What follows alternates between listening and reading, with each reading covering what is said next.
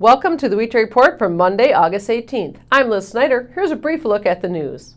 The Kenosha County Fair wrapped up on Sunday, ending a 5-day run under mostly sunny skies. A demolition derby capped off the festivities, which came close to breaking last year's attendance record.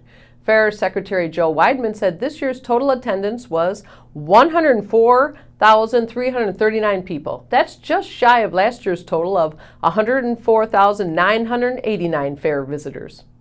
The grand champion steer at this year's fair sold for $4 a pound at Saturday's large animal auction.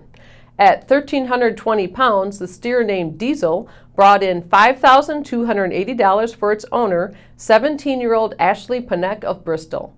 David Yaris of Salem, a longtime buyer at the fair, made the high bid. Small animals were auctioned off on Sunday, with many of the rabbits, chickens, and other creatures selling for $200 to $375 each. More than 30 people attended a demonstration in downtown Kenosha on Saturday to denounce the shooting of an unarmed teen in Ferguson, Missouri, shouting, "Hands up, don't shoot! Hands up, don't shoot! Hands up, don't shoot! Hands up, don't shoot! Hands up, don't shoot!" The protesters said they were for police, but against police brutality that resulted in the death of Michael Brown last week. That incident, involving a white police officer and a black teenager, sparked rioting that led Missouri Governor Jay Nixon to call the National Guard into the suburban St. Louis community. A trio of eclectic and nationally known jazz performers energized the crowd Saturday night at the Harbor Park Jazz and Blues Festival.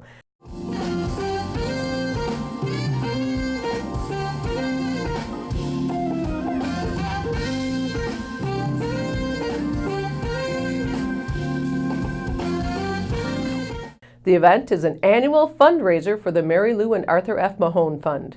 This year's headliners were Jazz Funk Soul with Jeff Lorber, Everett Harp, and Paul Jackson Jr. The Corey Wilkes Quartet and the Greg Spirio Trio also performed. 22 local Cub Scouts raced 9 handcrafted cars off a ramp and downhill to the finish line at Penoyer Park on Saturday. It was the first mobile race derby that the local Boy Scouts of America Gateway District has held since 1994.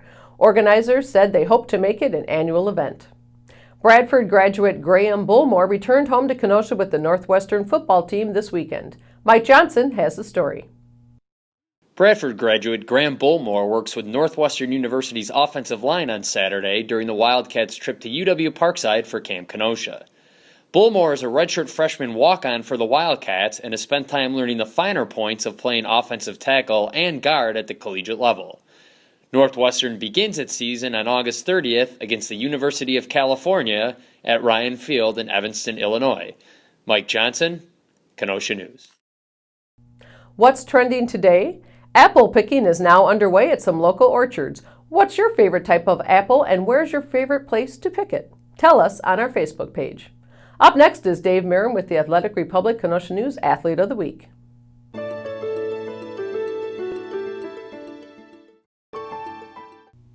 Eight is great. I'm Kenosha News sports editor David Merrin with the Athletic Republic Kenosha News Athlete of the Week. Bob Capoon had no trouble extending his run of dominance in the Senior Men's County Open last week. Capoon fired a pair of 66 to win the tournament for the 8th time in a row on Thursday at Spring Valley.